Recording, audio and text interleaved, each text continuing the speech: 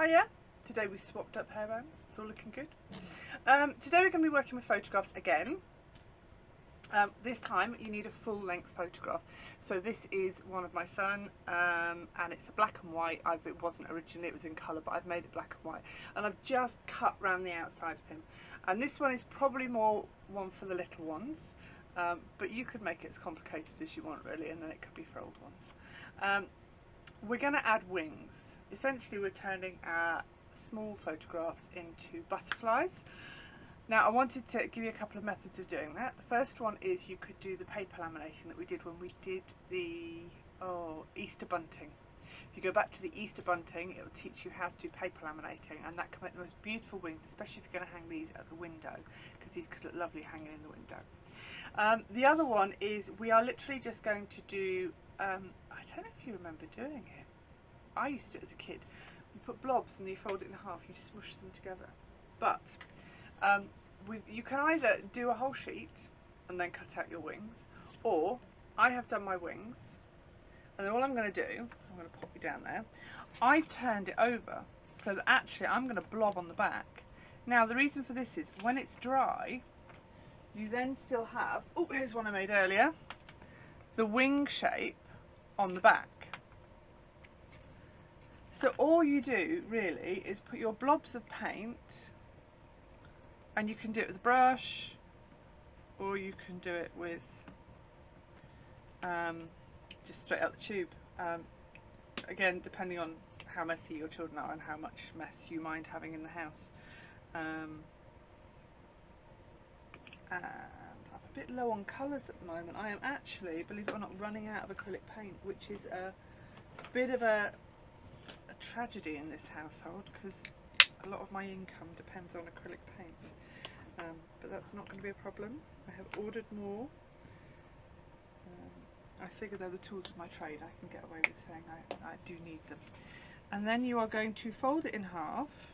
Now at this stage I would always suggest you put it between a piece of paper, could be newspaper, and you're just going to give it a squish and move those colours around. Well, you're not, you're going to get the kids to do it because they're going to love it, because it's all messy. And it will squidge out and it will make a mess and and then you're going to very quickly, because it's a very hot room, unfold it and then leave it to dry. So I have a little fan heater going on down here. Right, once it's dry, you're going to cut out your wings.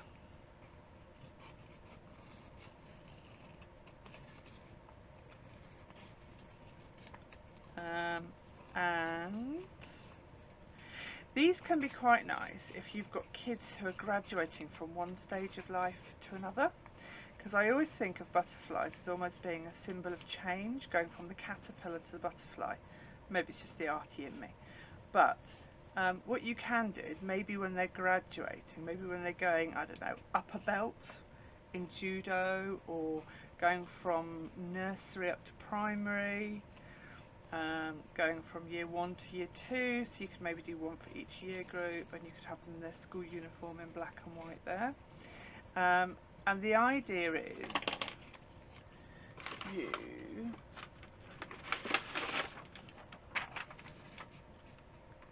I'm just using a plain piece of paper, you literally stick your photograph, I don't know why I put my glue away because I need them constantly, onto, let's see, there's still glitter on there from the other day, it gets everywhere.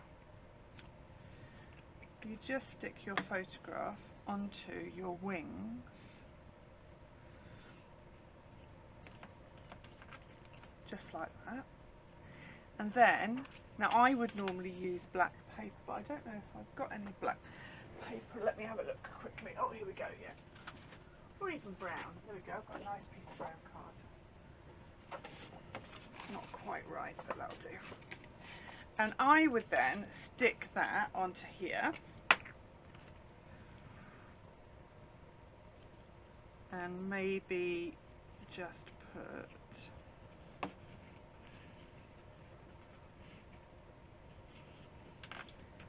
underneath in really nice writing, So when I changed